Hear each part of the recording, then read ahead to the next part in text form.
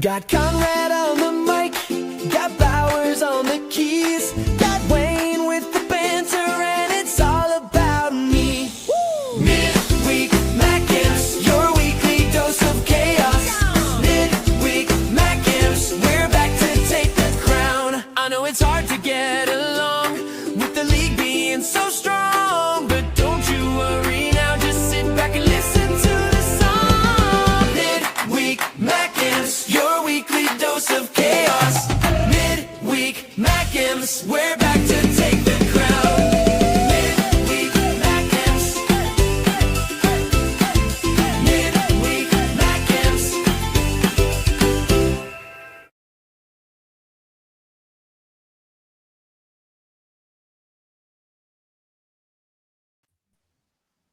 Hello.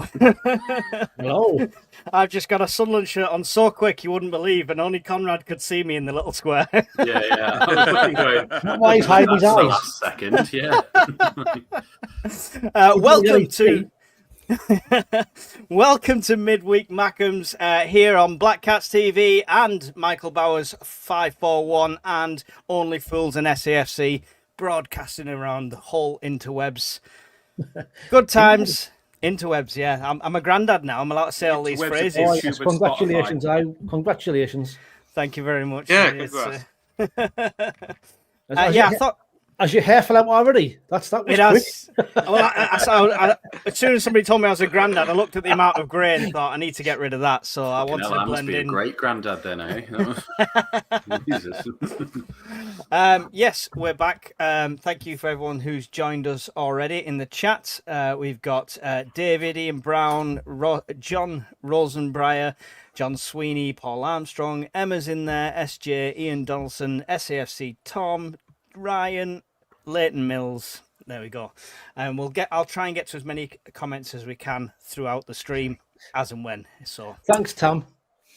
so what did he say? What did I miss? I wanted to do Wayne, that. fancy dress was last week. I wanted to Nice. say, Mike, take your mask off. That was like, oh, sorry. Great gags, great You've gags. got to be fair, at least Wayne can rest easy knowing that he actually was that he won the vote of the best costume last week, which was pretty did. damn good, to be fair. He did. And Somebody if you'd, should have, have stopped him. Rest my case. if you'd have seen the agony I went through to remove that FTM from my head because it was embedded into hair and eyebrows, then You'd I have gone should back won. and rigged the vote so you came out on top. You should have Definitely.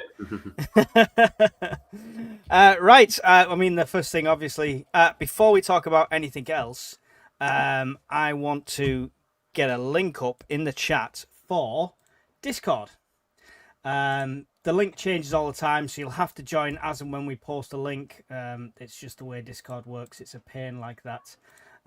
So I'm going to copy the link. I'm going to post it into Discord. This was requested by, can you remember who? Anyone? Who's Loyal viewer.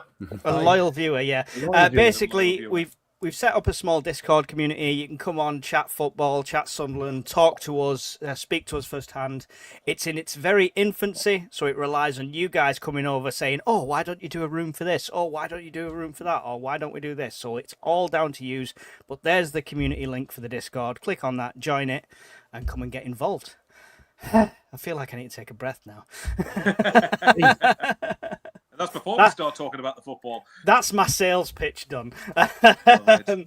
But wait, there's more. No. What's Yes, your sales pitch for our European push this season? I don't need a sales pitch. It's just happening. It's Oh, happening. right. It's happening. Right. Let's talk robbery. Let's talk Sunderland getting robbed off a referee, and all things to do with that. Let's keep it super simple, guys. Wayne, what's your first reactions? What do you think of the game? Just talk us through it. The game itself was after the first half an hour was a decent game. We were poor, weren't we? After the first 20 minutes, we set up wrong, didn't we? We recently got it wrong against Man United. Went with a back four, should have went with a back five. We went with a back five on Monday. It didn't work. Mm-hmm. We struggled to get out. First 25 minutes, half an hour. I was surprised at how good Everton were, to be fair. Give them a lot of credit. They pressed us high, stopped us getting out. The front three of Njai, Dewsbury, Hall and Grady, I thought they were really, really good that first half an hour. Put us under loads of pressure. We couldn't get the ball in midfield. kept on coming back. They were forcing us for to play it long, and it was a struggle. It really was a struggle. But when we tweaked it, I'm not a fan of pushing Trey Hume into midfield, but it kind of worked, to be fair. He had a good game once he went in there, and once we got the equaliser, there was only one team going to win, I thought, up until the referee had a spur in the works, but the referee was shocking all game. With a name like Thomas Bramall, we should have known he was a Sheffield United fan. Which kind of scandalous. And I will probably touch on as well the VAR referee as well. Michael Salisbury he's from Preston and he's not allowed to referee Everton or Liverpool games. So why is he allowed to be a VAR referee? The VAR was what baffled me more than anything, because I thought, it's gone to VAR. We've definitely got a penalty here. But no. I'm sure you'll all agree. Conrad's even put a picture up for me. He's a good one. He's a good egg. We'll all agree that this is a perfectly natural position for your arms to be in. Yeah? As we see demonstrated here. There we go. It's a perfectly natural position to be in. So clearly not a handball. Conrad, someone said in my live stream, Everton are dominating you. But looking back now, we had more shots on target, 90% pass accuracy. That's an unreal stat, I'm afraid, across any game to have 90% pass accuracy. What did you think of the game? To get 90% pass accuracy, that must have been after the 30-minute mark. Every pass must have been successful. It must have been 100% after that. Yeah, exactly. No, I think Xhaka said it best in his post-match interview, where he was just like, we all said training was absolutely terrible the day before. And we just carried on doing that half an hour into the game, and then we sort of woke up. I agree with Wayne. We spoke at half time. I don't know why Hume was pushed in as like an inverted midfielder when it clearly wasn't working. They had like a square of him, Traore, back to Ballard and Nordy, and they were just square balling it to each other or losing it in between that pass. We never got it through that gap, and then we seemed reluctant to go left, because Reynaldo was charging forward, and Enzo was like, whoa, too attacking. Stop that. It was a bit like too much. Reynaldo was being his usual self. Yeah, exactly. And it just felt really wrong. It was a bit like, we haven't done this at all. Why have you now put him in? If anyone, you would put Nordy in there, because he's a better technical player, really, you would have thought. He's another end-to-end player, isn't he? Exactly. I literally couldn't fault anything Nordy did. Is there such thing as a box-to-box defender? He sort of covers. To be fair, Nordy's reinvented the long throw-in, so why not invent the long box-to-box defender? Yeah, why not? It's I don't know. It was a terrible half an hour where we actually could have been 2-3 or even 4-0 down at that point, and it would have been like, oh my god, what's happening here? And then Wayne says you're right. We sort of switched on, got better, didn't quite get a clear-cut chance in the first half, but to be 40 seconds into the second half and we were back, I thought, all right, well, there's only one winner here.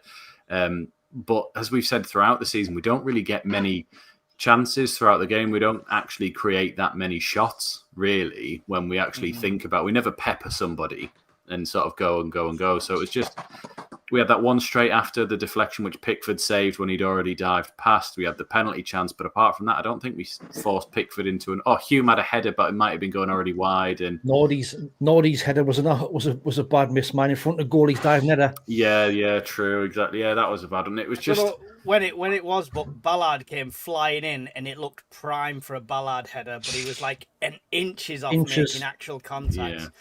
And the SJ's put it in the chat as well about how Siddiqui did pick up a yellow card, so that's his fourth, so he's one away from a suspension, and Xhaka is still on 3. Yeah. So that was the ref's fault, though, by the way. Yeah, it was. We'll go on to the ref as a separate topic. Oh, Mike. Michael, were you at the game? Oh yes, I was. What do you think of us setting up with 5 at the back then? Was that the mistake we think it was, or were you happy with it? I can understand why the priest stuck with it. I can understand why he didn't try to change it, because ultimately it contributed to a very successful result away at Chelsea. But obviously Everton at home and Chelsea away are two completely different games, aren't they? The Everton at home is a game where you're expected to be on the front foot a lot more, be more aggressive, be more attacking in that sense. But I actually don't think that the opening half an hour, and I agree with the other two are right. I think I said it at the time. I was saying in the stadium, like, in the opening half an hour, we need to get a grip of this, otherwise this game is going to be gone completely. And Conrad said he was right. We had chances to go. Everton had chances to go 2-3-0 up. Grealish made Roof's tip an effort onto the post. He had the one from Barry, which was from 2 yards. Somehow he doesn't put that on target, and if he does, that's 2-0. And it's, unless something miraculous happens in terms of a comeback, it's game over. But yeah, I mean, the opening half an hour, I think Sunderland were just sloppy. I think it was just that the passing was sloppy, the cohesion was non-existent. We just couldn't get to grips at all. And you've got to be fair to Everton. I think Everton did play quite well opening 30 minutes as well. And Everton aren't a bad team. And I think a lot of people do. I mean, obviously we hate who's managing them for obvious reasons, but they're not a bad side. And very quickly, by the way, as I know you all will agree on this, apologies, I sound sniffly. I've had a cold over the last couple of days. But what I was going to say was one of the great things about Everton is the solidarity between Sunderland and Everton showed towards Bradley Lowry before the fixtures kicked off. And obviously Jordan Pickford's son wearing a half-and-half shirt as well. There's just a good amount of respect between two giants of English football, so I think that's appreciated. Everton represented themselves very, very well. Yeah, exactly. Cracking that. Right, almost right on cue. Yeah, what a tifo that was. Obviously things like that put football into perspective. But okay, talking about football, so the opening half an hour, as I said, we were absolutely shocking. And I think David Moyes' comments after the game apparently summed it up quite well, where he said, if you said to him it would end the night with a point after half an hour, he'd be disappointed. But by the end, he was quite happy with it. Whereas I feel like during the opening half an hour, when Barry missed that sitter, I go, get me a 1-1. Just get us a point. I'll get out of there with a draw. And then second half, of course, Sunderland got the start we needed, which was aided by a deflection, obviously when Xhaka did score. But you know what? It was just great to see that we got level so quickly. It just settled everybody down and just made sure, right, okay, we're still in the game. And then, I can't remember I'm trying to remember any clear-cut chances we had afterwards to try and get the winning goal. Well, actually, saying that, though, there was obviously the one from Mukiele where Xhaka puts a brilliant first-time ball in and he obviously heads it over when he's a free header, basically. So, but yeah, I can't not mention the referee, but I'm trying not to because I know Mike wants to make that a section of itself. But yeah. Shite. I'm going to go ultimate here. The referee was fucking shite. There you go. He was absolutely garbage. Sorry if you don't like that bad language, but there was no putting other it politely. Right. Yeah, there's no other way I can describe the shambolic performance of the referee and the VAR officials as well. Like it just felt born. Yeah, it felt borderline. Yeah, I don't know. Go on. We'll talk about that straight away now then, because I mean, we'll go on to speak about Xhaka's goal as well, but I want to speak about Everton's goal because should that have been ruled out by referees and VAR? John says surely it was a foul just before they scored. Definitely a penalty in the second half. Ref and VAR useless. But yeah, it was. I mean, on the replay, is clearly knees him into a place where anyone who's played 5-a-side, 7-a-side football, a knee there is a dead leg. It's straight away a knee hitting you there is going to stop you in your tracks. So, Conrad, should it stood? No, I think I didn't actually think that was a foul. If I'm being honest, I've watched it a few times and I've gone. It only because I said this to Wayne at halftime. I went, I'm fine if you don't want to give these as fouls. It's consistency that's the problem. There's been 9 other games this season where they have all been fouls, but yet you've turned up tonight and gone, that's not a foul, that's not a foul. The amount he was just letting go, and like you said before, they had about 7 fouls on us, and by that point in time, we had 2 yellow cards. Yeah, and exactly, that was it. Like Siddiqui got his one. So at that moment, I was like, well, fair enough. If you're being consistent with it, that's fine. Like, that's exactly. But I'm more annoyed that it was like, well, how come with any other ref we've had this season that would have all been fouls? That was more annoying about it. And I didn't ever think for a second that VAR were going to go back and go, oh, actually, that was seriously wrong. They were never going to go, it was completely and utterly wrong unless he'd like studs down him. It was one of them at that point where I was like, if that had been the other way around, I would be saying it's not a foul. So I'm sitting there now going, I don't think it's enough to be a foul. Like, I don't think he quite needed to fall on the floor and act like he had a dead leg. Like, it was a bit like, he stepped in between your legs, but like, and you sort of nudged off a bit. I don't think you quite needed to do a bump like a wrestler onto the floor, mate. Like, but I appreciate you trying to get the foul, So for me, no, but it was just annoying. It was just, I haven't mentioned the ref yet, but a friend of mine at work who supports York, He did support Man United, but he gave up on that, and now it's York City because he lives there. Supporting a better club. Glory hunting. Better club, exactly.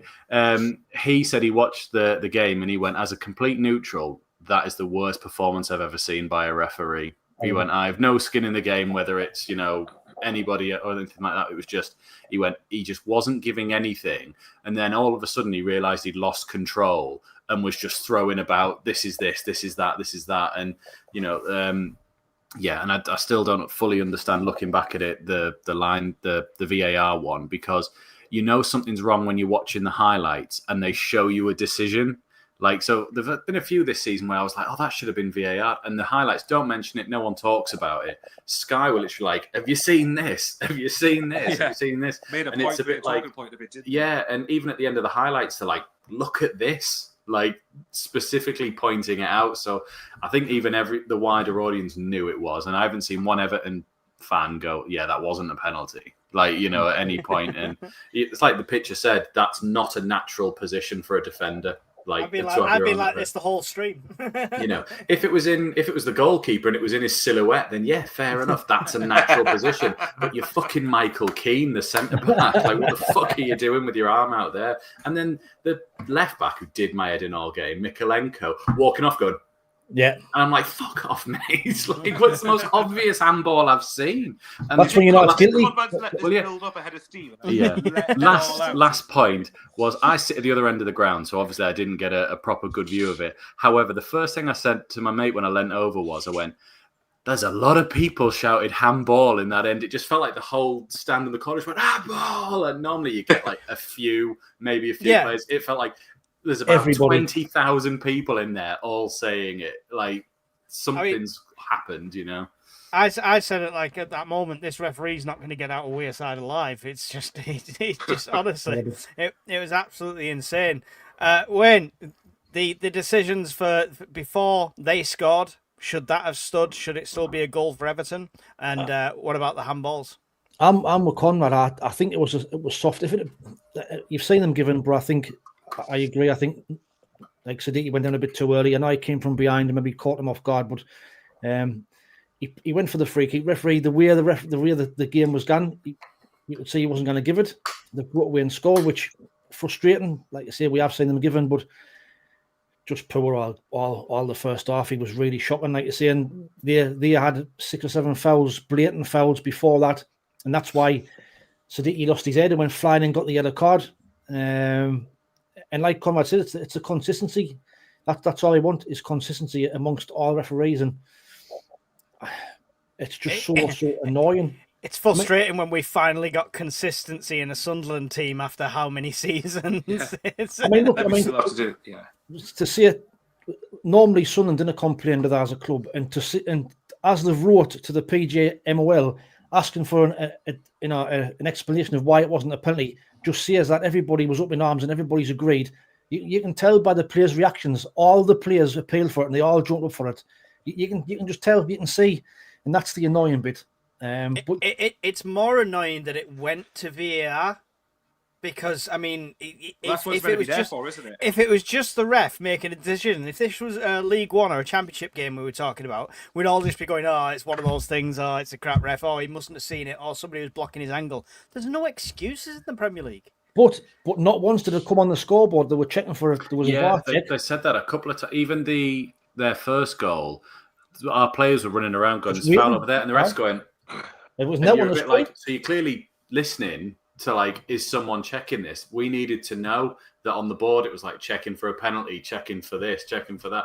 But they did it against Villa when we played them for checking for the red card, and then even put an explanation on 5 minutes later. It's a bit like in this game, they didn't want it. They weren't bothered, and that's the worst bit when you're just like, well, you've made us explain it then. What's wrong, right? And they just couldn't. The only thing I could probably think of is because it was that close proximity, it happened too quick. That's the only thing I could kind of think of why they wouldn't give it. But for me, it's a Stonewall penalty. It's 100%. Mike, load up the wider angle. It's not close proximity. There's one there. I think there's a further angle out. That one. He's a good metre and a bit away from him there. It's close proximity. It's he's right in his face sort of thing, and it pings up around you. He's got time because his arm's not there when the ball's kicked. If you watch it, he moves his arm out. I mean, I did my show last night with Matty, and he was before we had a bit banter before the stream, and he was saying, "Oh, it was never a penalty. I've looked at it, it wasn't a penalty." I says, "Matty, Aye. so if you look at James Tarkowski's penalty against you when you beat them 1-0, was that definitely a penalty when his arm was down by his side? Oh, wait."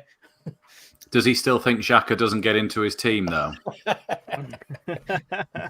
What, the best midfielder in the Premier League on stats? Yeah, the stats that's there as well, Mike. Load it up. Right on cue. Yeah. Is it that one? That's there we it. go. Premier There we go. League There you team go. ranks this season. Granit Xhaka. Wow. Look at that. But remember, lads, his legs have gone. Yeah, he's old. Can't do it Yeah, anymore. He's not good, apparently. Absolutely shocking. I like that one that you put up. Yeah, that's naughty. Have a great day. That's all I do. That's my contribution. I look for memes and put important bits throughout the week, and I just go, there you go, that'll go. I love that. Never love a good meme. Let's pull up a few comments, otherwise I'm going to be 6.5 miles behind. Sorry, I can't get to all of them. If you have got a question, make sure you highlight it and stuff like that. There was conversations going on between everyone else. I'm with Omar being out. You could see why he went with the back five system we had at Chelsea. It didn't really work, but I think we'll be playing that system again against Arsenal. We'll look at the Arsenal game coming up. That's potentially the amount of opposition fans giving us crap about Kirill interview on Sky before the Everton game was daft as well. Are we not allowed to be ambitious? What did you think of that, Kirill doing an interview on Sky? It's not really something you see often, is it? Really, from an You know what though? Fair play to him for what he come out and said. You know, didn't have a transfer cap as such. And the good news is, if he feels that we'll need players in January, he's not afraid to go out and buy them. He wants a top 10 finish, that's a statement. So fair play to him. Yeah, I agree. I got him on speed dial, Wayne. Yeah, I sort of heard it first and went, that's a bit weird to do before a match, but like as you're the interviewing person before the game, it felt like that's a bit strange. And have you set us up for a fall? And in the first half an hour, I thought, oh shit, he's sold us down the river here. But no, I think it's great to sort of, because I said to again my friend, I was like, you'd rather aim for 10th and fall short than aim for 17th and fall short. So we may as well go. And especially if this is the attitude that we've had when we've signed these players in the summer, you can see why they've bought into this as well. And I love the fact that he was like, seeing the Premier League the way it is now, we know that it's achievable. At the start of the season, we were like, oh, well, ideally, he goes, the way it is now, we know it's achievable. So in January, we'll strengthen to make sure that we can have our best opportunity of getting it. And it was like, brilliant. That's exactly what you want to hear. That it's like, this is our target. And we're not just going to go, oh, we're doing it. Let's just stick with it. It's like, no, we need to get even better then. And it's exactly what you want. A bit like Xhaka's post-interview, which is like, we need to be better than this. Yeah. No Regis interview before and at the end on Sky either, says Steve. Maybe he was too fuming about the decisions. Yeah. Yeah, I can't imagine him being angry, weirdly. Like, I probably could. He probably is behind the scenes. We've already Probably is. yeah. We need one of those back scenes, Premier Passions cameras. That's what we need to see. Regis behind closed doors. It sounds like a different kind of website. Yeah, I was about to say, it sounds like One Night in Paris or something like that. Yeah. Regis. One night in the locker room with Regis. Is sticking Hume in midfield a different option than playing Neil in midfield for AFCON? Don't think he can make the step up, to be honest, says Ian Brown. Don't think Neil can make the step. Neil couldn't make the step up when we went into the Championship, but we still played him. So I wouldn't have Trey Hume in midfield. I wouldn't like. And I did a job there on Monday, but for me, if anything, you should have put Giatruda in there, and then move Norrie in the middle. But that's just opinions. I mean, Lebris knows them better than we do. He sees them every day in training, but I don't know. For me, I wouldn't have had Trey Hume in midfield. yeah, No, it just, we said as well, it should have been Enzo. Yeah. Should have been in that. If you needed someone to sort of move about, Enzo should have been there, and you should have put Talby out on the left. I thought Alderete was supposed to be coming back. His concussion was still about Everton, so they suffering. always said he was like maybe for Everton. I mean, hopefully he's back for Arsenal, but Does he come straight back in? Well, we're touching. well, on no, the I thought. Well, I don't know. Yeah, we'll talk about that when we get to Arsenal. Michael, your opinions on Hume and his last couple of games? He's not been 100% like the guy we love. Is he risking his position, or does he still get the first team for you? For me, I don't think he's done too much wrong in recent games, personally. No. The only thing I think he probably did wrong, really, was Garnacho's goal at Chelsea when he was widely out of position for it. Massively, but other than that, I don't really think there's been much that he has done wrong. And look, I mean, the idea of playing him in midfield, I'd personally rather, if you had to pick of him or Dan Neil to put in there, then I'll put Dan Neil in there because he's a natural midfielder. And contrary to what Mike says, I actually thought he was very good in the Championship for the most part, personally. But I think we're always going to agree to disagree on that one. I know Jimmy Paddy will definitely agree with what you think, because he makes Dan Neil out to be like Josh Gowan. I like him, Michael. I just got a bite once upon a time, and I've just played off it ever since. Fair enough, then. Fair enough. I'll quickly talk on the officiating stuff, because obviously, I think for me, I originally... You already had your bit. You already said it was effing shite. I thought that was okay. Well, actually, there was one penalty shot that I thought I'm amazed more people weren't making more of. And it was when, I can't remember, it was a free kick or a throw-in, or whichever one it was. And it was towards the left-hand side of the penalty area. And I can't remember who Dan Ballard was having to wrestle against. It might be Michael Keane or maybe one of their fullbacks. And one of their fullbacks just wrestles Dan Ballard and falls him right to the floor. Somehow not more's made of that. So I'm like... No. And I was shouting in the stadium, how the hell is that not a penalty? Like, and that's what they're supposed to be clamping down on this season as well. That sort of stuff was what they're meant to be looking for. Yeah. Well, considering in the first half we had a long throw in and they got a free kick given when Mykolenko threw himself to the floor when he was wrestled by somebody. It's like, if it's a foul the other way, why is it surely not it's a foul that way. Yeah. It's right. this thing. It's this rubbish when it's like, it's too soft to be a penalty. It's like, if it's a foul, it's a foul. Yeah, exactly. But if Doesn't matter you where it is. for that, don't give a foul for Everton then on the pitch. That's the thing, because I would agree with Conrad about the Siddiqui thing before the goal, really, because I did feel Siddiqui threw himself to the floor too easily. I felt it was because he was trying to be too clever, and that's one of the things I don't particularly. I thought he got absolutely bullied. I don't think he was throwing himself on the floor too much. He was getting 7 lumps of shit kicked out of him half the time. Well, come on. With this referee and this VAR display on Monday, I wasn't surprised we didn't get very much. But the problem is, again, we do get consistency. They're just consistently shit. That's the problem. Exactly. So they do get some level of consistency. It's just not the right level. It's not the level of consistency we want. So, but yeah, I just couldn't believe it. And originally on the Michael Keane handball one, I was still and ahhing about whether I could see why it wasn't given, because I think Don Goodman on commentary said you've seen them given, which to me implies he's also seen them not get given before. Mm-hmm. But when you look at the cut back, the angle Mike just said, his body is literally in an unnatural position. So, and is it Keith Hackett? I think it is one of the former referees or whatever it is, and he was saying that we had a right to be aggrieved about that. So that's just ridiculous. So I don't know. But again, and I'm glad that we're getting to the point now where you can criticise referees and not be seen as bitter. And I'm so glad we got something out of the game, because had we lost it, the narrative would have been, you're just saying that because your team lost and all that bollocks. But I get tired of hearing that every time. So like, your team even if your team's not performed well, it doesn't mean that the referee's been amazing. Like, you can still criticise him. So yeah, everyone was annoyed at him before they even scored. Like, was the biggest cheer apart from the goal was that first free kick we got after 26 minutes. The whole stadium was like, "Why?" When you've got the Everton fans backing you up, and the Everton fans, and it was a penalty as well. Normally you're biased towards your own team, but every one of them have said it was a penalty as well. So. It's a lot.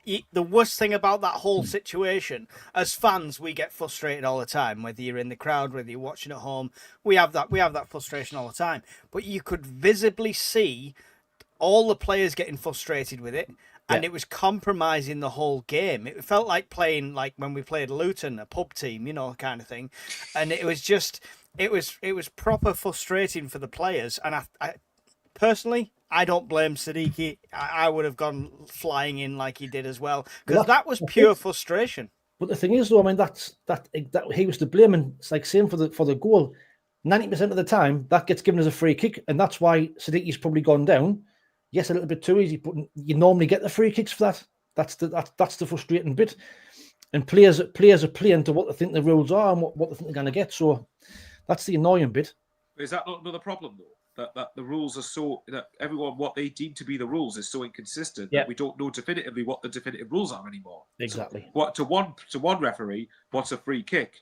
Sorry, what could be just play on? Another one could send somebody off. So Yeah, yes. There you go, Steve. Yeah, exactly. So I just couldn't believe it. And honestly, it felt like, and I know this sounds ridiculous, but I felt in the stadium, and maybe this is frustration, but when you had penalty shout after penalty shout getting ignored, and even by BAR, I'm going, this feels corrupt. This feels like, and maybe I'm just being overreactionary. I don't know, but it just felt like incredibly annoying. And that's why I said before, I'm so glad that we at least got a point out of it, because at least then it would have been probably more of a talking point among the fan base had we lost the game.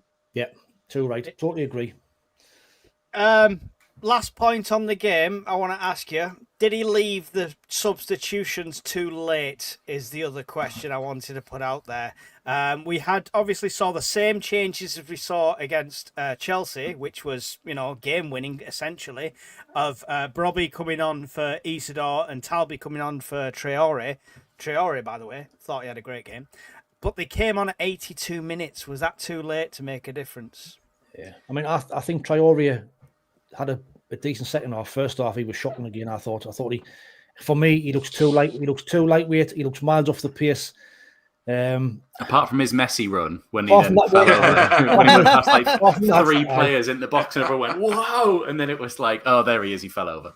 But it looks like he's got that in him. I just hope it's not another case of Roberts where he does these runs and we're like, yeah, and nothing happens at the end of it. I think that's exactly what it is. Which is kind of what's been the case for him so far. I know he's still getting used to the team and still probably not properly settled in, but I just find it strange how he came in and kind of went straight in the side. When Talby, to be fair, wasn't doing a great deal wrong.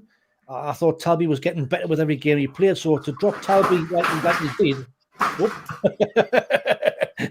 there's a cat in the garden and neither one's having a go at him 2 secs. I just thought it was a bit strange for me. I think Talby, although Talby's doing well from the bench at the minute, I would like to have seen Talby on a lot quicker. 82 minutes for me. I know we were on top at the time, but I would have still liked to have seen Talby on a lot earlier. Broby, I'm not surprised. Isidor was running his socks off, but we'll probably touch on it a bit, or you might touch on it a bit, is the lack of game time Mayenda seems to be getting is quite worrying for me, because he's just not getting a look in at all. I mean, for me, you could have easily brought Broby on and Mayenda, and you could have put Isidor out on the left-hand side. So could have just dropped Isidor. He doesn't do it. He's back on. I wonder if he said that for a bite. Do you think maybe the Cats, by the way, that Conrad had to go and bring on, maybe the Cats are arguing about whether it was a penalty or not, whether it was a free kick? Probably, yeah. The neighbours want Sports Everton, so.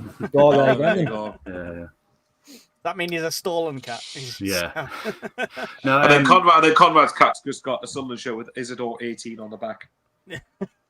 Shaved in by Conrad. Yeah. Again, it's the substitutions. Yeah, it felt a bit late, because I thought like we'd got back into it so quickly, and it was like, right, okay, we're on the front foot here. They'd managed to ride out another 15, 20 minutes or so, and it was like, let's change it. Let's give them something different. We hadn't managed to get Isidor into the game. He hadn't managed to get himself into the game, but that's been a problem throughout the season, whoever's been up front anyway. And yet Traore, I thought, was all right in the second half, poor in the first. I don't know why he keeps air kicking with his left foot. It really does my head in. He did it at Man United and he did it again the other night, and it's just like, can you just kick the ball? Like, you probably paid a fair bit. Can you actually just take a touch? You had time. You don't need to try these sort of things. So Talby should have come on. I think Talby has got to like be shagging Labree's daughter or something that he can't play or something. It's like, come on, mate. Like, you should be starting. He's getting better and better each time we see him. Like, just give him left side, and move Enzo into the centre or something. And I honestly thought he would start this one. That was my biggest surprise when it loaded. Well, I thought that too, but then he did that interview, Labree, the sort of in the build-up to the game, where he was commending Traore and how quickly he's got up to speed with the philosophy of play and stuff. And I think I sent in our group went, "Oh, he's definitely starting then. Like, there's no way you go. He's fantastic," and drops him, and goes from that there. The Brobby one, I'd have probably put Brobby on sooner. I think we needed a change up top, just something different. And you could see a couple of times we tried to play the ball in behind to him, and obviously their centre-backs are massive, and they did drop deeper in the second half. I'd have just thrown something different at him when about 65 minutes it was like, right, this is stale. There's almost a stalemate here that they know exactly what we're going to do, and we can't break it, and we haven't, we're reducing them to next to nothing really at this point. I mean, just to touch what James has said there, James Bowen said it's a case of Tabby being left-footed. I mean, last season we had that on the opposite sides where we had Roberts on the right and Mund on the left, where they could cut inside and use the opposite foot. That I thought Tabby was right-footed. Well, James makes another good point there as well. How many goals has Mayenda got this season? Should we do goals to minute ratio then? I'm sure Isidor will still be in there because he's got 4. Yeah, he's had all the time in the world as well. You can have all the time in the world if you're scoring 4 and 10. Can I defend Traore for a second? No. I think in the second half, he marshalled Grealish better than Hume did. He caused problems for Grealish and he marshalled him, in my opinion, better than Hume could. The first half, Hume looked like the weak point where Grealish was just running at him sort of thing. So that's just my 2 cents on that. Defensive-wise, I think he did all right. I think that the way we set up in the second half for Grealish, you never got a kick second half. And that was the way we changed it. I thought him and Dewsbury Hollow, I thought was excellent again the first half. Dewsbury Hollow and the floating wall. But second half, we cut the supply, and once Njai went off injured, that was their kind of attacking threat gone. Like, because that Barry's shite, that Beto, I didn't rate him either. I think if they had a centre forward, they'd probably be a top 8-9 team. There was a something the other day that said that came up with both Everton strikers, and they both played like 400 minutes, and it was like Barry goals none, assists none, shots 2, Beto goals 1, shots not assists none. It was basically just, and someone was just like, "This is my fucking front line." No. John says Hope KLD has a striker on his shopping list for January, as I still think we're weak in this position. Traore defensively isn't an issue. It's when he's got the ball and his decision making that primarily lets him down. Hume did. We said in the preview before the game that I was worried about Hume and Grealish anyway, because I thought Hume likes to dive in. I think he did quite early on at one point. Yeah, and then him, didn't he? And someone went past him quite easily. And I don't think he was helped by playing not against the touchline and in midfield where he usually manages his space well. But yeah, Traore's defensively was all right. Yeah, it helps when you've got Nordy and Ballard as the two behind you though as well. That's it. What do you think of the changes, Michael? Was it too late in the day? Well, I mean, in this particular game, you could argue. I mean, I kind of got why Lebris didn't change it too much, because I thought in the second half, in general, in terms of territory, we were well on top for most of it. So I understand why he didn't change it. But and that's coming from me. This is something that I love Legis Lebris. Obviously, I think he's done a fantastic job for Sunderland overall. But that's the one area where I still feel, where I still feel he could be better in terms of bringing subs on and not waiting until the last 10 minutes. But I've always said before, that's not a Regis Lebris thing. That's a Sunderland head coach thing. I can't remember. Maybe Alex Neil is the only one I can think of, and maybe Lee Johnson to a degree, although his changes were often all over the place.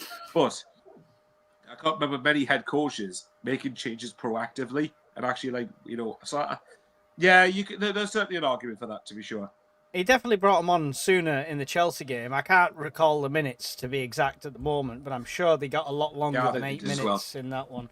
I will find out for you. Conrad, did you go make a new account, Black Cats, yes, just so you could say that comment to support Absolutely, yourself? I did. Yeah, absolutely.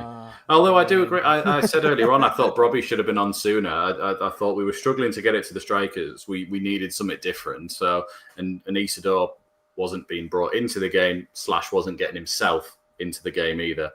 In terms of Chelsea, the substitutions, so Talby came on at 65 and Brobby came on at 75. And then I think you said there, let me just quickly check. It was 82 minutes on this one. 82 and 83, yeah. Yeah. So way early. I don't know if they were against Chelsea, they were thinking we were going to be knackered and needed a swap earlier because of the amount of running back and forth for cover. But yeah, they should have been sooner. Can I just point out, to be fair, if Conrad wants to just defend Isidor, all he's got to go is say Isidor's got 4 goals in 10 appearances, nearly a goal every 2 games. Exactly, aye. Have we forgotten about Dingra, says SJ? I think Regis has. He was there. He was on the bench this time, wasn't he? Because did they say he was ill for Chelsea or Wolves or one of the two? So I don't know. They're obviously not convinced, but I don't like the fact that they're also not convinced on Talby starting so far. I mean, it's what we said at the start of the season, right? It's a great position to be in, to have great players like this on the bench. So I mean, I think we've got at the minute it's Lafayette, because he wants Lafayette in the team, and he's just slotting him in on that left hand side. That's what's keeping a Dinger out. And because if he doesn't, where else does he play him? You know, you're not gonna. And when Diarra's back, that's going to be another issue. You know, just who misses out then? Does Traore or Talby not get in when Diarra's back? Well, there's plenty of decisions to be made. Let's round this up with your man of the match. So, who's your man of the match for this one, Conrad? I think I'll probably have to go Ballard, I want to say. It was close between him and Xhaka, but Ballard headed absolutely everything in the air and didn't give them a sniff all game. He was very quick in the challenges, and especially at the end when we were pushing forward to try and win and he was marshalling spaces on his own. I thought it was fantastic. Nothing got past him all game, so I had to go with Ballard. But Xhaka was close, but Xhaka should have pinged it in the top corner by himself, not relied on Tarkovsky. I told you he's saving that for the Arsenal game. Bowers, man of the match. I hadn't really been thinking about this until you've asked us to put on the spot. Cheers for putting us on the spot. If I had to pick of one who I thought would have been quite good, I'd probably say maybe Mukiele. I thought Mukiele in general, because I didn't think Xhaka was personally as good as what I've seen a lot of people claim he was. Because I think he was very good, but there were also a couple of times when he gave some shockingly bad passes away, and it happened quite a few times across the game. So, yeah, I'd probably maybe personally go with Mukiele. I mean, but I think Conrad shouted Ballard's a good one. And I don't know if Mike's connection's any better on your end, but to me, it's just no. He's just put a message in the group, so he's probably died. Oh, Power cut, lovely. Oh well, who takes over then? Oh well, okay then. So we're going to sing Daniel and Isidor's praises then while he's not here. Probably. If I do that, there we are. But go on, Wade. What about your man of the match? Can you think of who? Can you think of?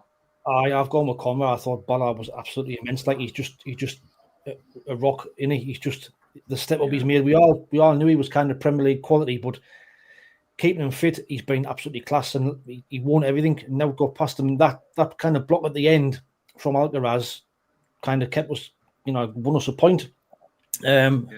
So I thought he was just. Everyone's still there. What's going on? Yeah, you disappeared. That's really, I've really got good. loading circles. Like Bowers and Wayne there.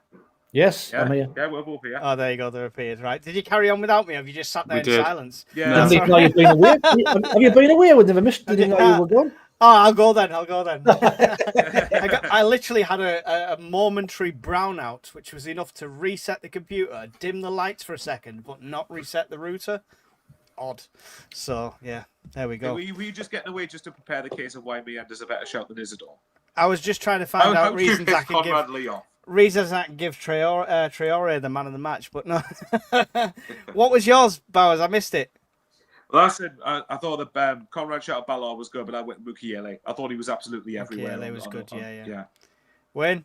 Yeah, I went Ballard with Conrad. I thought he was class. I mean, considering he had the height of Barry, and also when Beto came on, he never lost a header all night. Just rock solid. The only one he lost was the one in the first 11 seconds, which they nearly scored. The first one. I mean, I want to say Xhaka with the goal as well, and he's just vital morale-wise. But my close second would have been Gertruda. I'm surprised he didn't say Mayenda.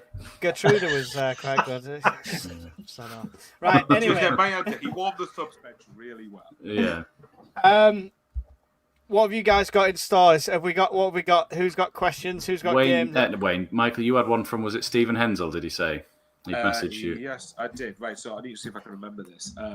I sent the bloody questions and I've forgotten them. You might have to research them. I think it was about the strikers, wasn't it? It was about Isidor.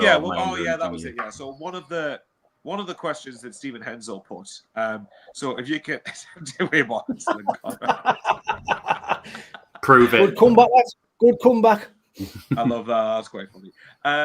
No, to be fair, one of the questions Stephen Hensel asked. So if anyone wants to give him stick, you know where Stephen Hensel is. He mentioned that he said to me in a voice note that he was of the opinion that if someone's not performing to their full potential or best ability, that they should be dropped. And he felt that Isidor, is it a case of dropping Isidor for a bit and giving someone else a go, Now, that's not my opinion, because I think Isidor's done very well in general.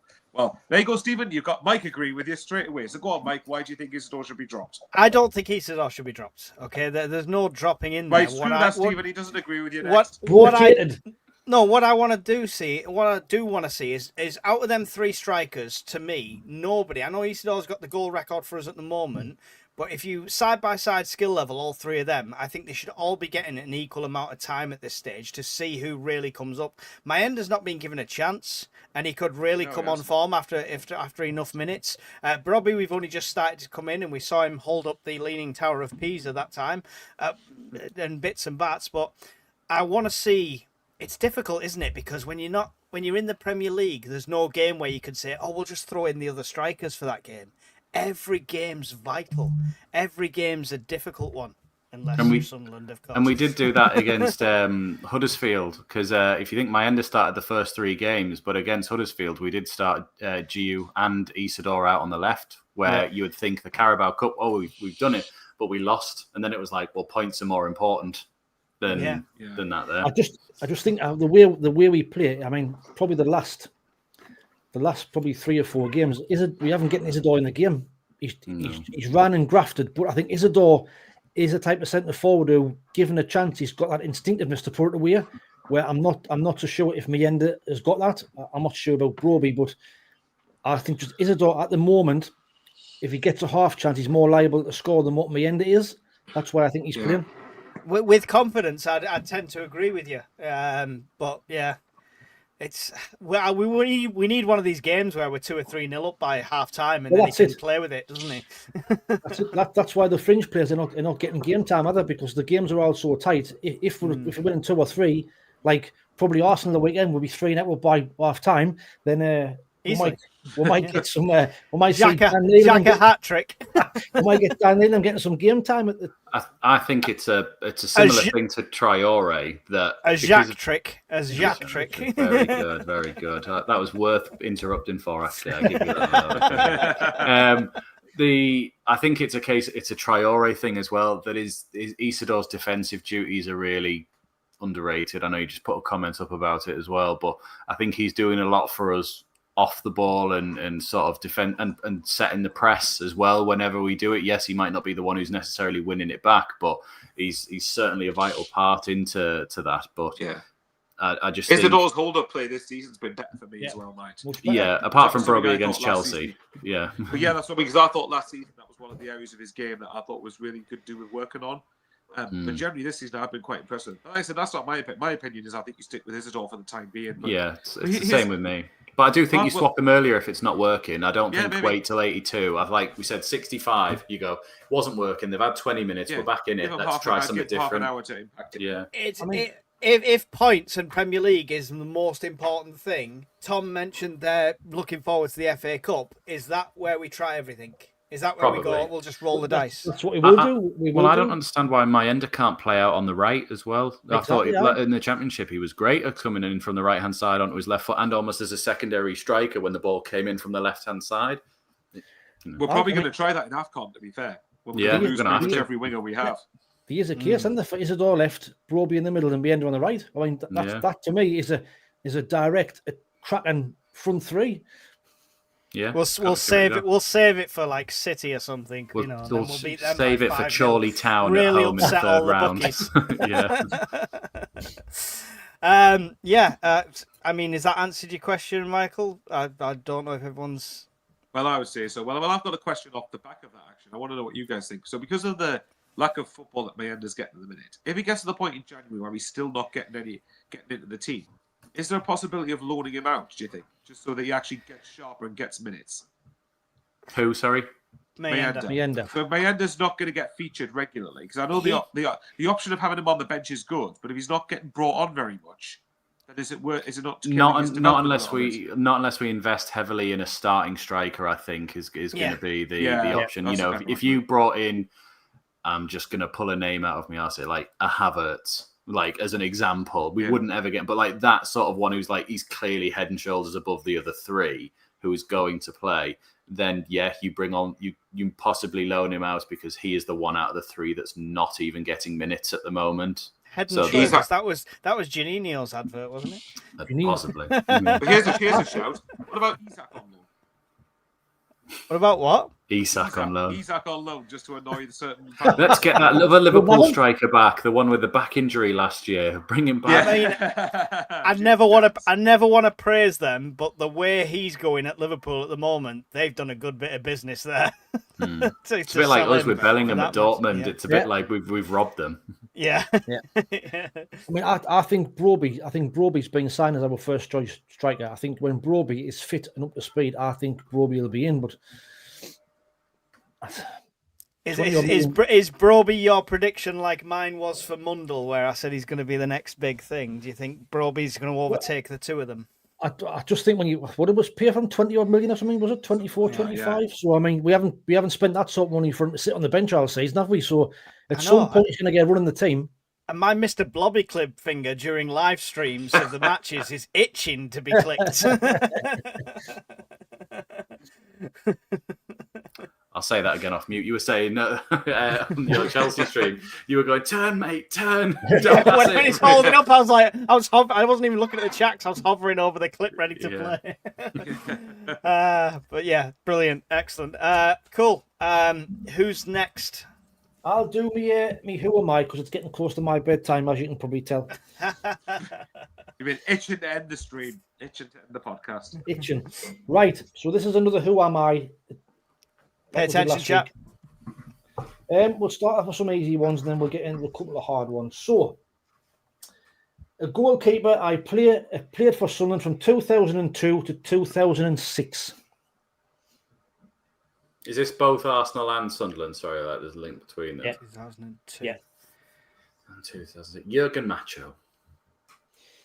Second clue, I joined Arsenal in 2005. Matt Poom. Initially on loan as backup to Jens Lehmann. Matt Poom. No. Clue 3, I was the first Estonian ever to play for Arsenal. It was Matt Poom, yeah. I knew it was. It's because you didn't say anything. I was like, well, it has to be. Surely that's. No, I'm going to give you all the clues first. Okay. I was part of Arsenal's famous back four under George Graham. Oh, Christ. Oh, Steve Bold. I lifted the Premier League in the FA Cup double in 97-98. I joined Sunderland in 1999, making my final Premier League appearances before retiring. Correct, Steve. Steve Bold, yeah. Giant, next one. Absolute giant. I joined Arsenal as a teenager in 2001, but made just 3 Premier League appearances. 2001. No, next clue. After a loan at Birmingham, I moved there permanently in 2007. Seb Larson. In 2011, I joined Sunderland, where I made over 200 appearances. I was known for my free kicks and tireless work rate. Seb Larson. Seb Larson. Get him back.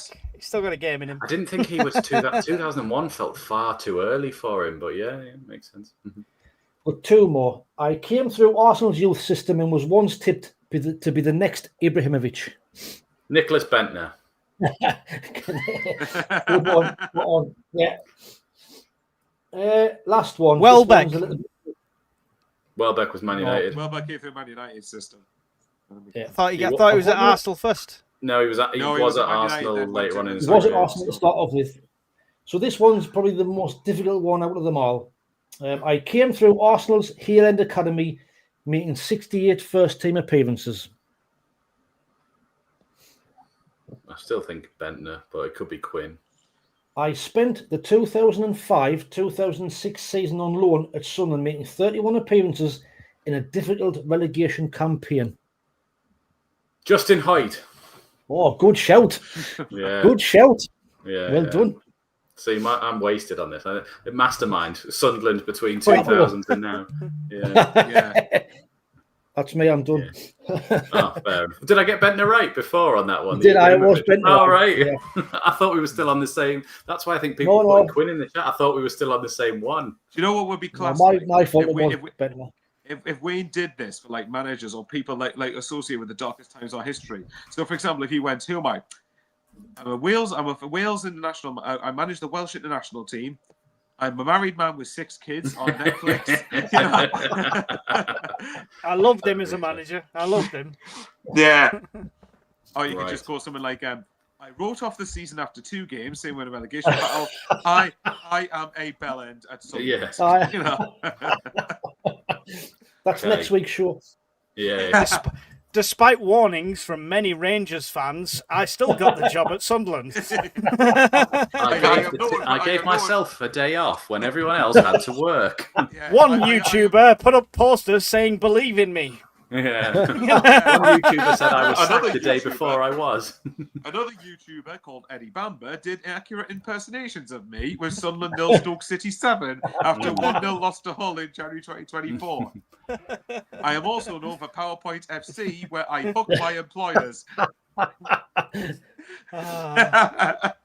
it.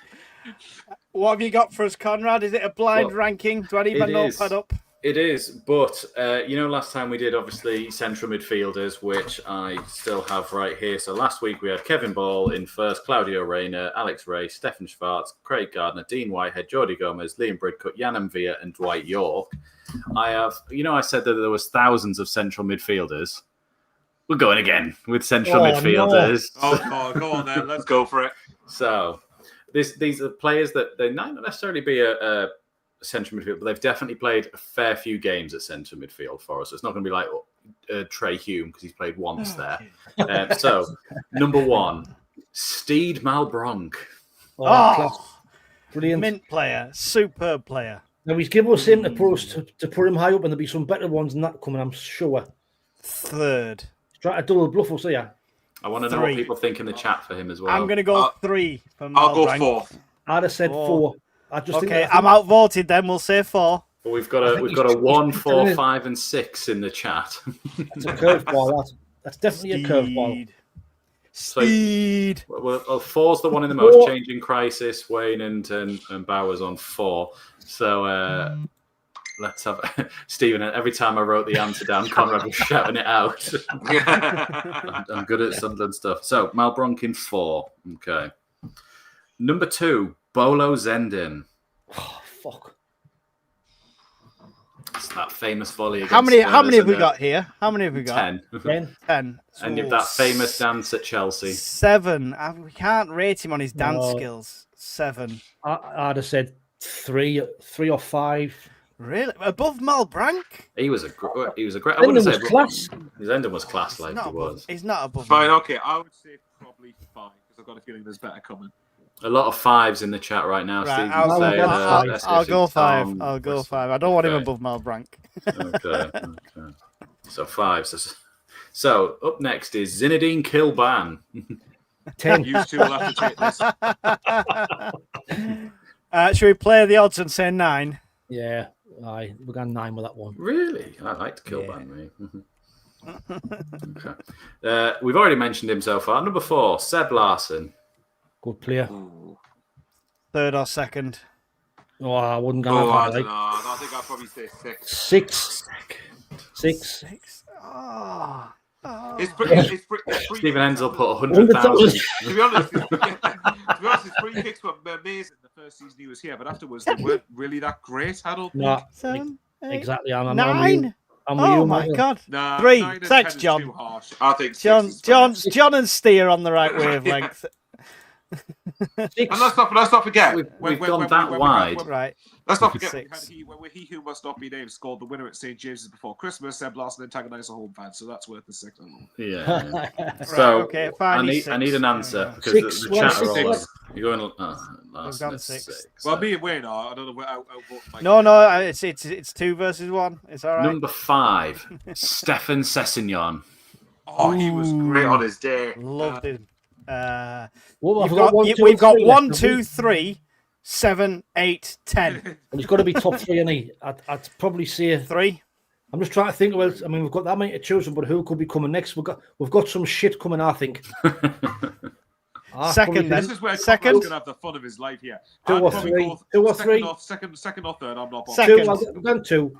Second then. Second. When he was on it, he was one of the best. He was players class on the high. screen for us. Yeah. Brilliant. He was I've brilliant. totally I love Sessegnon. butchered spelling his name here, but never mind. Sessegnon. I know it. I know what it says. It says. Yeah. And Mike's going to say, Conrad, you are a CUNT. Yeah. Next Tuesday. So number 6 on loan, Ki Sung Young from Swansea for that season, the Gus Poyet survival season. The Man City goal. Was it a Man City goal? Yeah, but we He can't. got a rate the penalty at ball. Everton. He get Chelsea in the quarterfinals of the Carabao Cup, winner in that one. 7. Swinney's put 10. I think 7. I wouldn't put him in the top 2. 7. But I certainly wouldn't put him in the bottom 3 either. What's the lowest we've got left? 10, 8. 8, 1 and 3. 3 and 1. Yeah. Oh. We're at the extremes. We're at the Well, what end extremes did he here. expect from all the And others? can I just say early, this might be a sort of hint here. I don't think any of them in there deserve a 1 or a 3. Oh shit. The ones that we've got. Oh dear. Right, go on then. The new Malbrank should have been first. If Josh Cowan or George Dobson's in this list, then I swear. Right, go Number 7 is Lee Clark. 10, just for what he fucking did. We can't have a Mav in the top 2. I'm sorry. Oh, go on. Yeah. Okay, fine. I'm going with 10. I'm happy with Okay. 10. There you go. Okay. I was hoping you'd say that. Number 8, Jack Rodwell. Well, he is number 8. He's Well, got to it's be gotta be number right, 8. yeah. He's not going to be 3 or 1. Okay. 3? Really? Three? What? Stephen Taylor. Is that I'm not Stephen sure if Taylor? some. from Yeah, Newcastle? I'm not sure if some are behind. The only way he's on a 3 is if you're 15. 15. The only way he'd be even remotely near top 3 is if it was 1 was the shittest and 10 was the best. Yeah. 10,000, 10, 11, Rodwell expensive. Yeah, Rodwell. What a leech. 1 all day. Yeah. Minus number 9. So what we got? Loves- Have we got 1 and 3 left? Yeah. Oh, God. Number 9 loves a car crash. It's Darren Gibson. Oh, God. Wasn't a bad player, to be fair. I'd removed the alcohol and the. He was He was terrible. He was. Shit. He's not. Well, he's got to be third now. He's Gibson is third. Do you think? I mean, come on. He's got to be third alone. Try and think of who's worse than Darren Gibson. Scowen, Dobson, there's fucking loads. Okay, hang on. Go- Dobson go. was all right. Dobson was all right. Nah, Dobson was poor. Oh, I don't know. Darren Gibson probably should just. Look, I mean, are we going to one or put three. right? So no, But it's got whether to be a we, 3, hasn't it? it's got to be 3. We don't want to make the decision of Gibson going first. If Conrad forces us to put someone shit first, that's not our fault. But I'm not going down on record saying put Gibson as number 1. But hang on, you could put Gibson's number 1 for comedy value on Netflix. Malbrank should have been number 1, but none of you listened You know, to me. But Come on, clearly- Mike, was saying, he's asking us to rate the midfielders. He's not saying based on what criteria he's rating them. So it could be Bird just cut. Bridge No, had an Bridcut was outstanding- Bridcut Brid- last week. Last Yeah. week he was Bridcut. last week, Bridge had an outstanding first game against Newcastle and then just wasn't great ever since. Jack Colback. Great was Johnny bastard. Yeah, it's got to be He's three next. for Darren He's Gibson. next to Nick Colback. No, he's not. That's for next week. When I do the next 10 midfielders. No, I think Malbrank should have been It's first. the then last. It's the Sessegnon. last one. Is the last one a midfielder in the League One era? Didier and Dong, number 10. Oh, fuck yeah, he was fucking. Oh, And Dong is our number 1. Yeah. This is so, why I know Conrad's going to have a. I great time said with this. Malbrank should have been higher. Just throwing that out there. I'm just going to say this is the best one I've done then because That was- of where I've got you. I'm sorry. You did more shit than good, so I think it was unfair. What's wrong with that? No, I thought I've been a bit balanced normally. A few here and a few there. I thought what will be good is if I start off middly and then look like I'm getting better and then just throw in the shit. Like in the last week. Well, you did that all right. Exactly. you like to What hedge your happened bet. to Schwartz, Arca, Rayner? They were 2 of them were last week. Rayner and Schwartz were last Xhaka, week. Henderson. Yeah. Yeah. But so just to go over it, your best midfielder was Didier and Dong. Your Track and second best midfielder was Stefan Sessegnon, so I'll take that one. Your third best midfielder was Darren Gibson. class. Your fourth was Malbrank. Fifth, Zenden. Sixth, Larson. Seventh, Ki Sung Young. Your 8th best midfielder was Jack Rodwell. That's fair. 9 was Kilban, and 10 was Lee Clark. I think we were harsh on Kilban. I think we were harsh on Malbranck. So I know you're going to say we're generous on Rodwell and Gibson and Tom. Generous on Rodwell to even get on any table that we make ever. Well, no, to be fair, hang on. It's not generous to get on any table. What about the treatment table? We need to do this. We need to do this with goalkeepers. Just saying, we need to do. Well, Lee Camp. I can make that happen. We need to do this with goalkeepers. Here's what, do you remember? One of the most outlandish things I ever said was before that relegation championship season. I said Ndong and Catamol should easily be two of the best midfielders in the championship. Yeah, that aged well, didn't it? Well done. Well, yeah. Things that do age well is when I say 7 points out of 9. Just throwing that out there. Yeah. Hang on, for which 3 games? We haven't got it yet. Chelsea, Everton. It was all 3 of these. It was from Chelsea. He's got to get 3 off Arsenal here. Do you mean Wolves, Chelsea, and Everton? You've just told me it's going to be 3-0 before half time, Wayne. Right. Speaking of Arsenal, what are you going to change going into that game?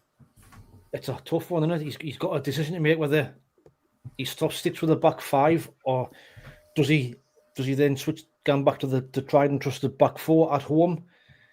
Really, really difficult game. I know they've got a few injury worries. I know that, but it's that decision of back 5 or back 4. Me personally would probably go kind of a 4-4. You go back 5 for me, like a back 6. I didn't know. For me, I would probably push. I'd probably keep the back 4, but push Geertruida in midfield with Xhaka, Siddiqui. Do you mean crowd the midfield out? Look to win the battle in midfield. 5-1. And then back 5 when we haven't got the ball. Like Geertruida could drop into the defensive line when we haven't got the ball. So look, we know Arsenal going to be a difficult game, but for me, the back 5, just the way it didn't work at home on Monday, would worry me. That if X2-2. We struggle to get out against Everton, and if we do that against Arsenal, the difference being Arsenal will take the chances and we could be 3 or 4 now down by half an hour again. Just to ask you a question, though. Do you not think it was a case maybe we underestimated Everton a bit? Like I said at the start, I think we'll do that against Arsenal. I was surprised at how good they were. I really was. I mean, I know I predicted 3-0. I could say after the first 10 seconds it wasn't going to be that.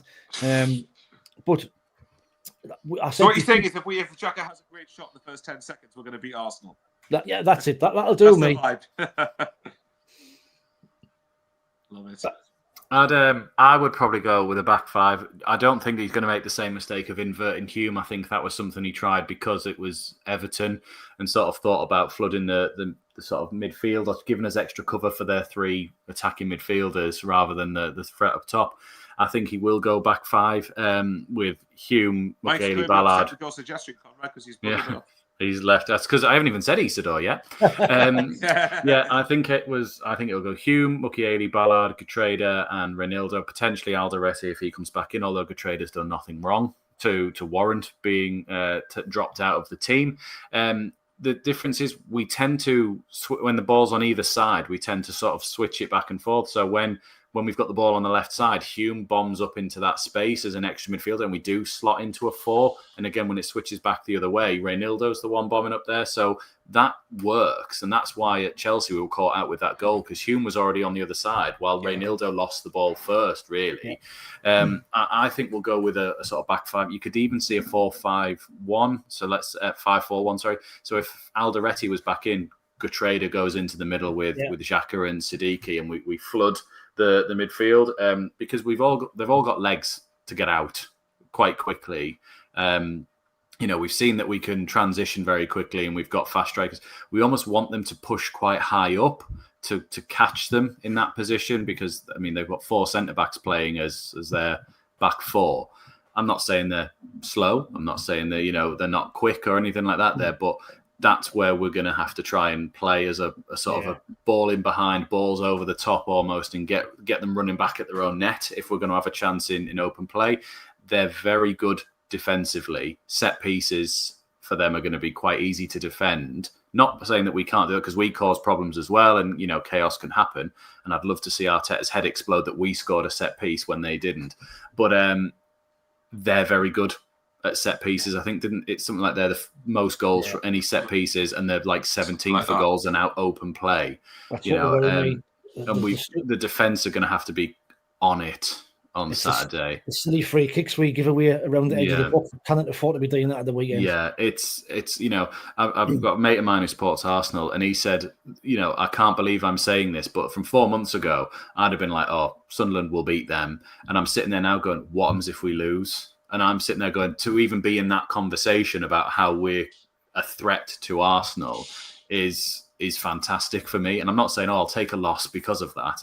I never want to do that, but I do think it's going to be a closer game than a lot of people think on paper. I think we will give them a really good game. Granted, we don't show up like with the first half an hour that we did against Everton, but I don't think that's going to happen again. I don't think we'll let us be that lackadaisical start again. I think Traore will start.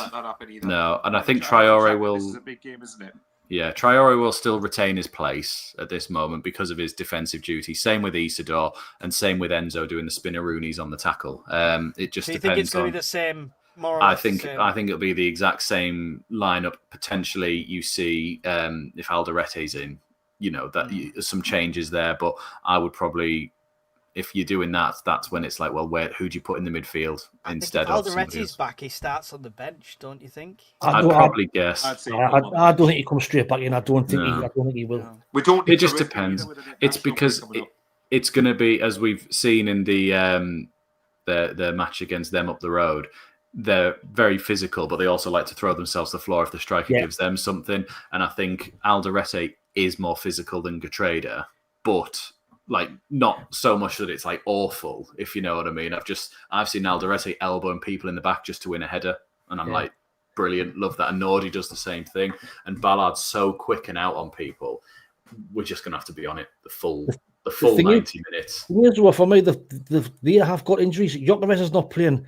Zuamendi's injured. Martinelli's not playing. Martinelli's not playing. They've got. I think Marino will be probably playing centre forward. And he scored 2 goals for them yesterday in the Champions League, but Premier League's different, and so they have got some injuries. So now might not be a bad time to play them because Gyökeres has been their focal point, and they're much better with him in the team. So, I mean, they've not lost since the 31st of August. Well, they haven't conceded a goal in the last 8 games. Yeah, no. Yeah, and they don't concede shots, let alone goals. That's the. What I was going to say. To be fair, records are there to be broken, and Sunderland are good at that. To be fair, exactly. My thinking is, I don't expect anything. Arsenal, you would look at it on paper, should beat us, but I think Mike's right. I don't think we let the first 30 minutes, because I think the lads admitted it themselves, didn't they? That they're basically the last training session was poor, and that sort of carried over into the game against Everton. And what I was impressed with quickly actually was by how Lefay said it and Jacob pretty much said that they weren't happy with the result because the first 30 minutes was well below standard. And I just think playing Arsenal is different. I mean, Everton are a huge club, obviously, in a very good side. But playing Arsenal is, of course, completely different to playing Everton, really, especially with how Arsenal have started really well, and of course Arsenal are well at the top of the division. So I think with what Wayne has said, I think Gyökeres being out, I think is actually quite massive, and I think Gyökeres is. We saw what he was like in the Championship against us. He was one of the best centre forwards that season I watched play against us, and that was before he had Champions League experience and got Premier League experience. So him being out, I think, gives us half a chance. I still don't expect anything, but I would be less shocked at getting something now that he's out. I will say though, Gyökeres looked really good against 09 and Danny Barth. When we were playing at that point there. I think when we've seen him this season in the Premier League, he's not been prolific, and there's still a lot of question marks over his sort of physical play in the league. I mean, he's still a big miss because they don't have another striker, and he's still scoring.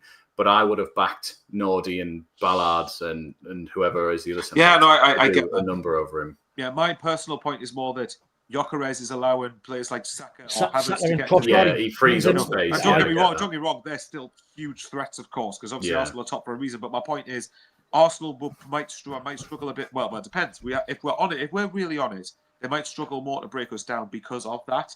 So it just depends. Look, Arsenal could get a goal in the first few minutes, and it changes because they've got that in. Though, of course, they're top of the league for a reason. They're no mugs, and they're a good shout. This is their chance to win the Premier League this season, I think. But Yeah, I mean, but this They is the sort have of they game- have to be beating us if they want to win the Of Premier course they League. do. Of Like course they do. they, Because we're not expected to be where we are. no, exactly. And if we Trust do, on them. if we beat them, aren't we like 4 points behind them in the title race? Well, that was why I hope Relevant I your hope point we'd about how win we on. had more points than Leicester did during their title winning season at Aye. this stage. We do. That's why I was hoping we'd win on Monday, because it would have been a top 2 clash. That would have been class. Yeah, who would have said that? It's like when Everton were travelling to the title chase in Sunderland. You know, all of that from the other week. Yeah, you're right, though. How dare we be ambitious, though? You know? Yeah. Well, But if we get anything on Saturday, it's a bonus, I think. Totally If a right. point would still be a very good result. But this is where Mike's going to go. He's smirking, going, 1-0 was on the win. It's the fine." Jack trick. That's what he's got in his Yeah. head. The Jack trick. yeah, the This- Jack this trick. is The where his Jack heart trick's comes going to into happen. it. Yeah. The Jack trick's going to happen, followed Well, by go a on, Mike. How do you feel? by How do you feel Brobby. about it? How do you feel about it, Mike?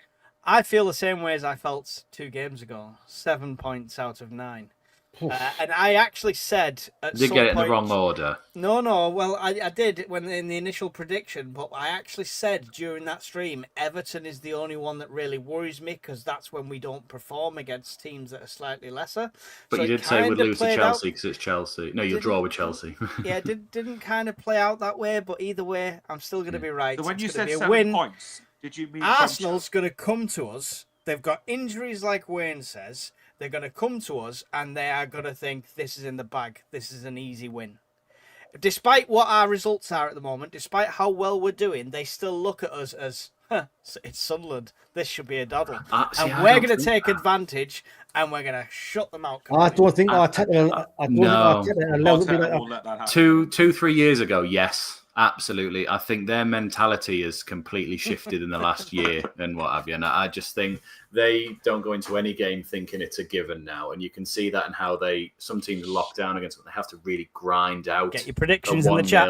1-0, Burnley, they hit them early on 2 and then they set up shop for the rest of the game because they were like, we're happy, we're good. And that's what annoys a lot of fans at the minute because of Arsenal. They're a bit like, we know you're better than this and you could blitz teams 4-5 now if you wanted to, but they don't. They sort of go 1-0, 2-0, right, we're done. Professional jobs. That's And what they're I do. like, well, Professional job. it's Mourinho in his first or second season where they only conceded 15 goals all season. It's when Jose used to come to the stadium, like, he didn't ever batter us. No. He got away with results, and that's exactly what Arsenal are doing. They're getting away with results. Not getting away with it as in stealing. They're taking the result and going, right, we're off. That's it. That's all we wanted. Right. Just a question. When Mike said 7 points, did he mean from Wolves, Chelsea and Everton? Or No, he Chelsea did and not. Arsenal? Wolves had happened. Wolves It would already was beat after Wolves. Wolves. It was after Wolves. Don't worry. All my All predictions right, are okay, coming true we'll this see. year. All my predictions are coming true this year. Renew your passports, lads. Conrad, score prediction.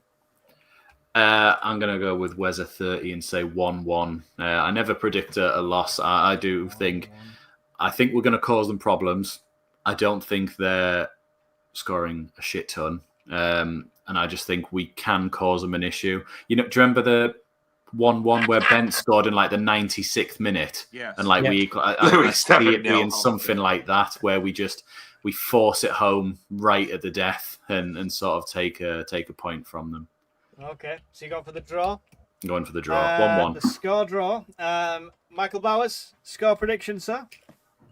I'd be able to go with my head or my heart. But Always the heart. Always the heart. 6-0. screw it. I'm going to go with the heart. I'm going to go. Only because of how much a miss I think Gyökeres will be in terms of focal point and I think if Gyökeres was playing, I'd say definite lose. And it's still likely we get beat. But I might go with the same. I might go 1-1. Only because I think Gyökeres... 1-1's with your heart. Well, yeah, it's against Can Arsenal. I just say, Marino is a fantastic focal point for them, and yet he's a midfielder, but they play him as a number 9 when they don't have another yeah. one. Yeah. Yeah, well, either way, though, I just think the way that Gyökeres holds the ball up and the way that he allows their wingers to get into play, I think that's going to be harder to break us down without him there. And I think being at the Stadium of Light as well, I think the crowd's going to be up for it. The players will absolutely be up for it. Xhaka especially will have a massive influence in this game, I think, hopefully. So my head really certainly says we lose, but I'm going to go 1-1. I wouldn't be shocked if we got a point. 1-1, 1-1. And I would Wait. take that in a heartbeat, by the way. Wayne, are you going to break the trend? 1-1, 1-1, 1-1. I'm He's going going to to go go 2-0 Sunderland. I'm going to go draw. I think when thinking about the formation now, the back 5 will probably make sense because against Chelsea, they never hardly got a shot on target, did they, when we went to back five? Man United never created very many chances when we switched to a back five. I think we'll frustrate Arsenal. I think because I haven't got Gyökeres, the longer the game goes on, their bench is not as strong. So I'm going to go for a very dogged and grind out with 0-0. Can I just say, playing a back five, not like if we'd have done that against, say, like Wolves, the crowd would be like, "Oh my god!" Yeah, I think we'll be with the team doing a back five and getting the blocks in, the tackles in, winning the ball back, and that will really help the atmosphere. That we're like, we can do this. We're right behind you, and then Arteta doesn't seem like the type to after the game go, "How dare they change their system to play us?" Like some of the other top managers do, when they're like, "You're allowed to do anything to get a result, mate."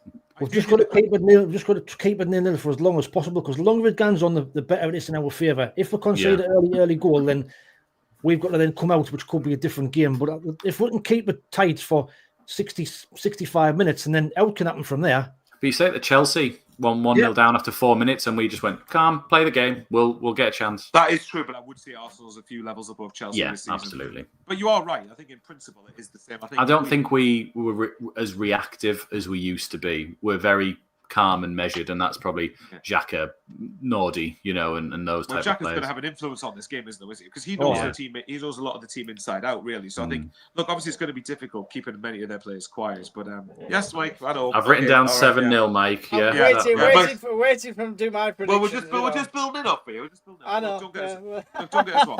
Even if we, just before you touch that, Mike is talking about 7 points, right? But at the end of the day, I said before Wolves, Chelsea, Everton, Arsenal. Even if we lose this game, right? Stephen, I like that from you because you're usually pessimistic, mate. But anyway, from these 4 games, Wolves, Chelsea, Everton, Arsenal, I said before Wolves, if you got 4 or 5 points, I'd be happy with that. And we've already got 7. So even if we lose on Saturday, we've still done really well between these 2 international breaks, I think. Yeah. But this is where Mike's going to say we're going to win. Stop looking for the positives when we've not even lost yet. I'm just trying to put it out there because, a lot of us still expect to lose. After the shit that we had on Monday, what's the betting? It's set up 85 minutes now each. We get a penalty. VAR, Xhaka, 1-0. Right. Well, I mean, that would be nice, and I'll still celebrate just as much, but I'm going for 4-2 to Sunderland. 4-2. Do you think Arsenal's the Xhaka trick is coming. They're going to underestimate us. We're going to blow everyone's minds, and I'm going to come on here as smug as hell next Wednesday. Everyone else's prediction. I've not even got the most extreme prediction if we look through some of the chat. Stephen's gone 2-0. Tam's gone 1-0. James has gone 3-2. SJ's gone for a 2-0 loss, I believe. Steve Chappell's gone 0-0. Steve Hewitt's gone 1-1. Ian Brown 2-2. 1-0 to us, says Bailey. 0-0. John Swinney. Wesu 1-1. L12 Bong 3-0 to the lads. And L12 is not usually as extreme as me, so there's something in the air. Robbie Hattrick.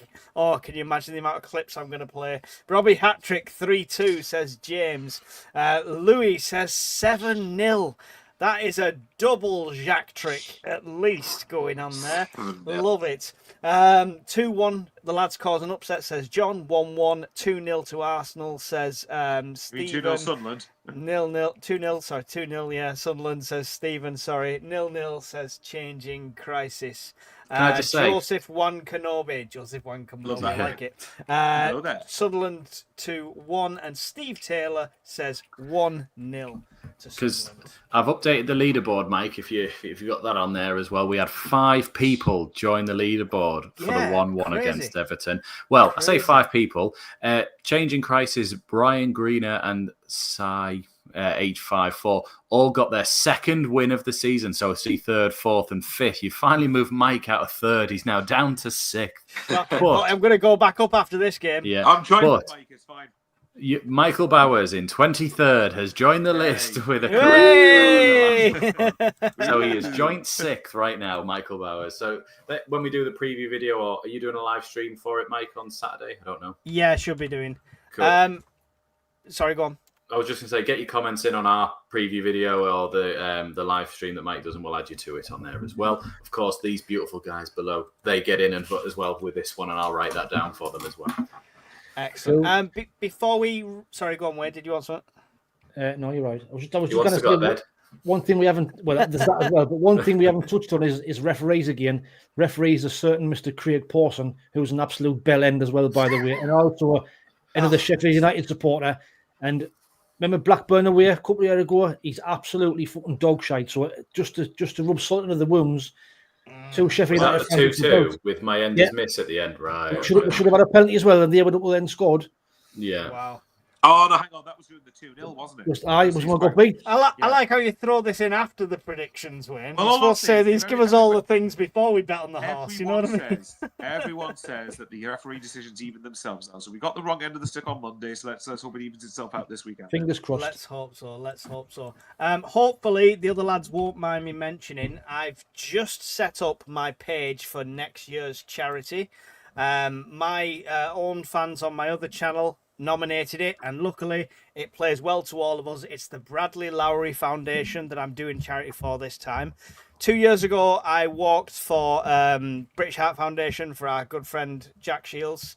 And then last year it was this year, it was cycling. I went to Scotland, and that was for Help for Heroes. So this time it's Bradley Lowry Foundation. The link is there. Nobody's donated yet. Don't take that into account. I've only just set the page up, and I am doing the West Highland Way, which is nearly 100-mile hike, and I'm doing it in reverse order. So I'm starting at the hardest bit. You're walking backwards? Can I be doing that, Walking backwards, yeah. Walking backwards. I'm doing it in full. Lifted there by helicopter.